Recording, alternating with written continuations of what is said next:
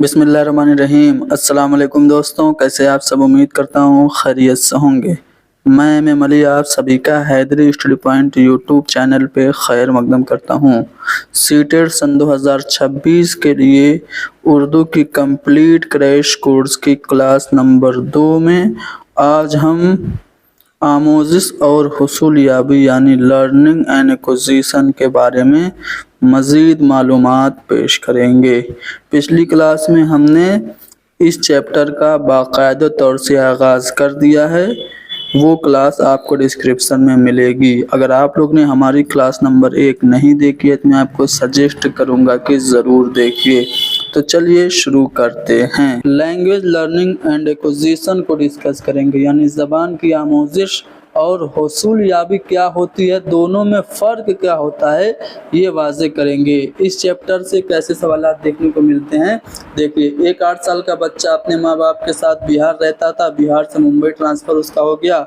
School में वो उसने एडमिशन लिया। स्कूल में उसे हिंदी और संस्कृत और अंग्रेज़ी पढ़ाई जा रही है, लेकिन वो अपने मोहल्ले के दोस्तों के साथ इंटरेक्शन करके, उनसे आपस में बातचीत करके वो मराठी भी सीख ले रहा है। तो मराठी सीखने के बारे में हमारा क्या ख्याल है, ये ज़बान की आमोजिश है कि ज़बान की हुसूल याबी है, लैंग्वेज लर्निंग है कि एक्विजिशन है, ये सब हम कैसे समझेंगे। इस क्लास को अगर अच्छे से देखेंगे तो सारी बातें आपको क्लियर एंड क्रिस्टल हो जाएंगी। जैसे कि एक और सवाल, बच्चों में मादरी ज़बान के फ़रोग़ को क्या कहते हैं। मादरी ज़बान अगर बच्चा सीख रहा है तो ये हुसूल है या फिर आमोजिश है, यानी एक्विजिशन है कि लर्निंग है, अर्जन है कि अधिगम है। इस तरह से मज़ीद सवालात इस चैप्टर में आएंगे, जैसे कि लर्निंग और एक्विजिशन में फ़र्क क्या है, ठीक है।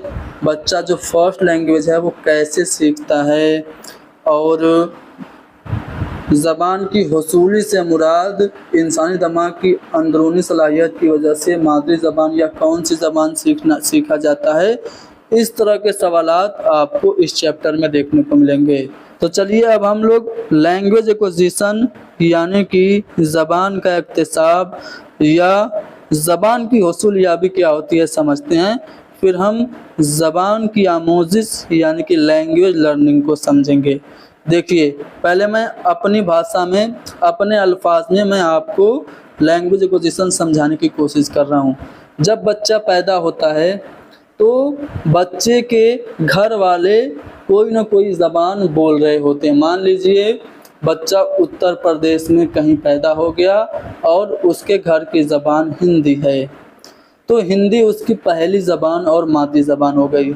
अब बच्चा अपने माँ बाप की नकल करके, बिना किसी कोशिश के, अपने आप, बिना स्कूल गए, बिना उस्ताद की मदद से नकल करके, अनुकरण करके, दूसरों को देखकर उनकी तकलीद करके अगर कोई ज़बान सीख ले रहा है तो इसे हम कहेंगे भाषा अर्जन, लैंग्वेज एक्विजिशन, या फिर उर्दू में इसे ज़बान की हुसूल याबी या ज़बान का इक्तिसाब कहते हैं, ठीक है।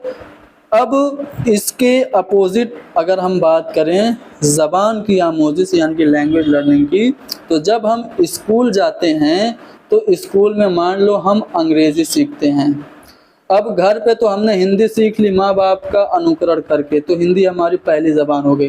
तो जब हम पहली ज़बान सीखते हैं तो वो हमारी एक्विजिशन होती है, हमारी हुसूल याबी यानी हमारा अर्जन होता है, हमारा इक्तिसाब होता है। लेकिन जब हम स्कूल में आते हैं और अंग्रेज़ी सीखते हैं तो अंग्रेज़ी हमारे लिए सेकेंड लैंग्वेज होती है। तो अंग्रेज़ी सीखने के लिए हमें एक रस्मी माहौल चाहिए, ज़बान का उस्ताद चाहिए, ठीक है। और हमें दूसरी ज़बान यानी अंग्रेज़ी सीखने के लिए कोशिश करनी पड़ेगी, ग्रामर की और बुक की ज़रूरत पड़ेगी। तो ये होता है ज़बान की आमोजिश। जब हम कोशिश करके डेलिबरेटली किसी लैंग्वेज को सीखते हैं तो वो लैंग्वेज लर्निंग होता है। ये हमने अपने अल्फाज में आपको दोनों में फ़र्क क्या है समझा दिया। अब हम आते हैं किताब में, बुकिश लैंग्वेज में समझने की कोशिश करते हैं। सबसे पहले लैंग्वेज एक्विजिशन यानी भाषा अर्जन क्या होता है। तो ज़बान का हुसूल एक ऐसा अमल है जिसके तहत हम अपने इर्द गिर्द के माहौल, वालिदैन और बड़ी उम्र के लोगों से राब्ते में रह के ज़बान सीखते हैं। यानी कि भाषा अर्जन एक ऐसी प्रक्रिया है, एक ऐसा प्रोसेस है जिसके तहत हम अपने आसपास के एटमॉस्फेयर से, माहौल से, अपने बड़ों से कांटेक्ट करके, इंटरेक्शन करके, अंतःक्रिया करके ज़बान सीखते हैं। और जब हम ज़बान की हसूलियाबी या भाषा अर्जन या लैंग्वेज एक्विजिशन करते हैं तो ये कैसा प्रोसेस है? ये एक फितरी अमल है। यानी हम जब अपनी पहली ज़बान सीखते हैं तो हम फितरी तरीके से सीखते हैं, किसी उस्ताद की मदद से नहीं, अपने आप सीख लेते हैं। तो ये एक फितरी अमल है और इसके लिए किसी रस्मी ज़राए की, किसी फॉर्मल रिसोर्स की, किसी औपचारिक संसाधन की हमें आवश्यकता नहीं पड़ती है। इसमें हम अपनी मादरी ज़बान यानी घर की ज़बान या फिर पहली ज़बान बगैर किसी उस्ताद की, किसी हम उस्ताद की मदद नहीं लेते हैं, गैर शऊरी तौर पे हम सीखते हैं, अनकॉन्शियसली सीखते हैं, अपने आप सीख जाते हैं और गैर रस्मी माहौल में सीखते हैं। मादरी ज़बान सीखने के लिए स्कूल जाना पड़ता है क्या? जी नहीं, हम गैर रस्मी माहौल में सीख लेते हैं। ज़बान के उसूल में किताबों और ग्रामर की ज़रूरत नहीं होती है। जी हाँ, आप अपनी मादरी ज़बान, अपनी पहली ज़बान ऑटोमेटिक सीख लेते हैं, आपको किताबों और ग्रामर की ज़रूरत नहीं पड़ती है। यही बात नोम चॉम्स्की ने कही है। नोम चॉम्स्की ने अपनी थ्योरी दी जिसमें उन्होंने language acquisition device, LAD, language acquisition device, जिसे हम ज़बान के इक्तिसाब का आला कहते हैं, जिसे हिंदी में भाषा अर्जन का उपकरण कहा जाता है। LAD का ये कंसेप्ट दिया कि बच्चों के माइंड में एक फितरी सॉफ्टवेयर होता है, यूनिवर्सल ग्रामर होता है, जिसकी मदद से बच्चे अपने आप ज़बान सीख लेते हैं। यानी बच्चों में ज़बान के हुसूल की जो सलाहियत होती है, जो एबिलिटी होती है, वो पैदाइशी होती है। वाइगोत्स्की क्या कह रहे हैं? बच्चा माहौल और मुआशरे के ज़रिए यानी समाज से इंटरेक्शन करके, अंतःक्रिया करके ज़बान सीखता है। ये जो ज़बान की हसूलियाबी यानी ज़बान जो भाषा का अर्जन है, ये अमल पैदाइश के बाद शुरू हो जाता है, जिसमें बच्चा नीम शऊरी तौर से अनकॉन्शियसली क्या करता है? कवायद को बिना किसी ध्यान में लाए, यानी वो जब अपनी मादरी ज़बान सीखता है तो ग्रामर को ध्यान में नहीं लाता है, कवायद के तई ला इल्मी रखते हुए फितरी तौर पे वो मादरी ज़बान या फिर पहली ज़बान सीखता है। तो ये होता है आपका लैंग्वेज एक्विजिशन, भाषा अर्जन, ज़बान की हसूलियाबी। अब ज़बान की आमोजिश क्या होती है? जब हम जानबूझ के किसी ज़बान को सीखते हैं, डेलिबरेटली सीखते हैं, तो वो लैंग्वेज लर्निंग होती है। जब हम मादरी ज़बान सीखने के अलावा किसी दीगर ज़बान को, जैसे हिंदुस्तानी तनाजुर में, हिंदुस्तान के संदर्भ में अंग्रेज़ी हमारी दूसरी ज़बान है, तो दूसरी ज़बान को जब हम जानबूझकर कोशिश करते हुए रस्मी माहौल में यानी स्कूल में जाके उस्ताद की मदद से सीखते हैं, तो इसे ज़बान की आमोजिश कहा जाता है। ठीक है, तो ज़बान की आमोजिश और ज़बान की हसूलियाबी क्या होता है आपने समझ लिया होगा। ठीक है, यहाँ पे फ़र्क दिया गया है। देखिए, हसूलियाबी एक फितरी अमल है, नीम शऊरी है, जबकि आमोजिश ये शऊरी अमल है, जानबूझकर कोशिश करके ज़बान की आमोजिश होती है। ज़बान की हसूलियाबी के ज़रिए बच्चा अपनी पहली ज़बान यानी कि मादरी ज़बान पर दस्तरस हासिल करता है, जबकि ज़बान की आमोजिश में दूसरी ज़बान सीखी जाती है। ज़बान की हसूलियाबी में कवायद और ग्रामर की ज़रूरत नहीं पड़ती है, किताब की और ग्रामर की ज़रूरत नहीं पड़ती है, जबकि ज़बान के आमोजिश में ग्रामर और किताब की ज़रूरत पड़ती है। अंग्रेज़ी सीखने के लिए आपको किताब भी चाहिए और उसका ग्रामर भी आपको सीखना पड़ेगा। हसूलियाबी गैर रस्मी है, इनफॉर्मल है, गैर मुस्तकीम तरीके से बिना किसी फिक्स मेथड के सीखा जाता है, जबकि ज़बान की जो आमोजिश है उसके लिए हमें कवायद और उसूलों को अच्छे से बाकायदा तरीके से सीखना पड़ता है। ज़बान की हसूलियाबी बच्चे ज़्यादातर घरेलू माहौल में दोस्तों से नकल करके सीखते हैं, जबकि ज़बान की आमोजिश रस्मी तौर पर स्कूल में असातिज़ा की मदद से बच्चे करते हैं। ठीक है, तो दोनों में फ़र्क आपने जान लिया। अब देखिए, हम इससे रिलेटेड जो सवाल पूछे जाते हैं वो आपको समझाने वाले हैं, ध्यान से सुनिएगा। एक बच्चा है, दिल्ली से हैदराबाद आता है, रहता है था पहले दिल्ली में, हैदराबाद आ गया। अब हैदराबाद में वो क्या कर रहा है, अपने हमजोलियों और पड़ोसियों से तामुल कर रहा है, पड़ोसियों से बातचीत कर रहा है, उनसे राब्ता रख रहा है, कांटेक्ट में है। तो पड़ोसियों से बातचीत करके उसने तेलुगु सीख लिया। तो बताओ तेलुगु का सीखना क्या हुआ? तेलुगु सीखने के लिए वो रस्मी माहौल में तो नहीं गया, स्कूल में तो नहीं गया, ग्रामर और कवायद का इस्तेमाल और किताब का इस्तेमाल तो नहीं किया, ठीक है, टीचर की मदद तो नहीं ली। उसने पड़ोसियों से, हमजोलियों से नकल करके, अनुकरण करके, बातचीत करके, तामुल करके, अंतक्रिया करके सीख लिया।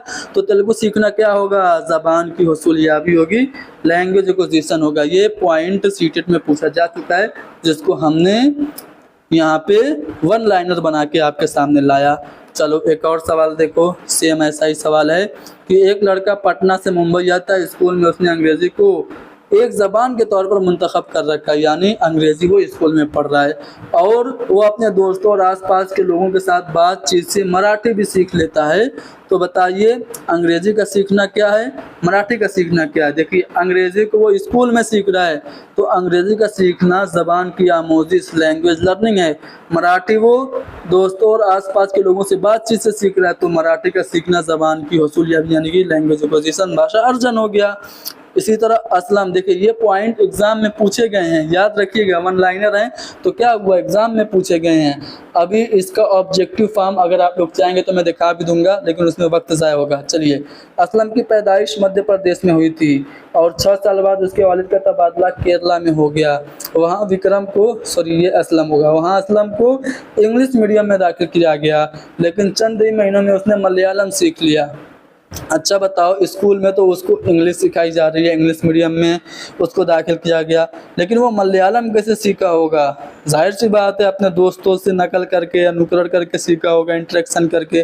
तो इस हालत में असलम ने मलयालम को अपने माहौल से क्या किया? हुसूल किया, एक्विजिशन किया, अर्जन किया। एक तमिल लड़का क्या कर रहा है? तमिल है, वो तेलुगु बोल रहा होगा, ठीक है, मलयालम बोल रहा होगा। तमिल लड़का है, वो क्या कर रहा है? कनाडा गया। अब कनाडा में चूंकि पंजाबी लोग बहुत ज़्यादा रहते हैं, तो वो जाकर पंजाबियों के मोहल्ले में रहने लगा। अब उनके साथ रहने की वजह से वो कुछ दिनों में पंजाबी में बात करने लगा, जो कि उसके लिए बिल्कुल नहीं थी। अब अगर कोई साउथ इंडिया का आदमी रहेगा तो पंजाबी उसके लिए नहीं तो रहेगी, लेकिन वो पंजाबी जाके कनाडा में पंजाबियों के मोहल्ले में रह के सीख रहा है, तो इसे हम क्या कहेंगे? ये जो पंजाबी इसने सीखा, इसे हम भाषा अर्जन, ज़बान का इक्तिसाब या ज़बान की हुसूलियाबी कहेंगे। ठीक है, आ रही है बात समझ में? चलिए, नोम चॉम्स्की का नज़रिया तफसील से, पियाजे का नज़रिया और वाइगोस्की का नज़रिया तफसील से कल हल करेंगे। पहले उन सवालात को हल कर लेते हैं जिनका मैंने वादा किया था कि हम क्लास के आखिर में हल करेंगे। चलिए ये सवाल देखिए। अब इस सवाल का जवाब मुझे बताने की ज़रूरत है क्या? पढ़ो तो सवाल। सवाल क्या कह रहा है कि एक 8 साल का बच्चा अपने वालिदैन के साथ बिहार से मुंबई मुंतकिल होता है। वालिदैन के साथ बच्चे का ट्रांसफ़र हो जाता है, वो बिहार का था, चला आया मुंबई। अब मुंबई में आके उसने स्कूल में एडमिशन ले लिया। स्कूल में उसे हिंदी, संस्कृत और अंग्रेजी सिखाई जा रही है, और फिर स्कूल के बाद वो मोहल्ले में घूमता भी तो होगा, दोस्तों के साथ गपशप भी तो करता होगा, दोस्तों के साथ खेलता भी तो होगा अपने मोहल्ले में, और स्कूल के दोस्तों से वो खेल रहा है, और खेलते खेलते उसने मराठी भी सीख ली। तो मराठी सीखने के बारे में आप क्या कहेंगे? मराठी उसने कैसे सीखी? नकल करके, अनुकरण करके, तामुल करके, बिना किसी उस्ताद की मदद से, गैर रस्मी तरीके से, अनकॉन्शियसली सीखी है, गैर शऊरी तौर पे सीखी है। तो मराठी का सीखना जबान का हुसूल होगा, लैंग्वेज एक्विजिशन होगा, भाषा अर्जन होगा। चलो, बच्चों में मादी जबान के फरूक को अमूमन क्या समझा जाता है? जब बच्चा अपनी पहली जबान, घर की जबान सीखता है, तो ये क्या होती है? ये होती है जबान का हुसूल, लैंग्वेज एक्विजिशन, भाषा अर्जन। चलो, जबान की आमोजिश और हुसूल में फ़र्क क्या है? What is the difference between language learning and language acquisition. देखिए, आमोजिश और हुसूल दोनों फितरी हैं? जी नहीं, आमोजिश गैर फितरी है। गैर फितरी इसलिए क्योंकि उस्ताद की मदद से सीखा जाता है। हुसूल फितरी है, ठीक है। तो आमोजिश और हुसूल दोनों दानिस्ता, ये बात भी गलत हो जाएगी। आमोजिश दानिस्ता है, हम जानबूझ के उस्ताद की मदद से सीखते हैं, और हुसूल को हम फितरी तौर से करते हैं। तो ये बात जो ऑप्शन सी होगी करेक्ट हो जाएगी। बच्चा पहली जबान सीखता है, कैसे सीखता है?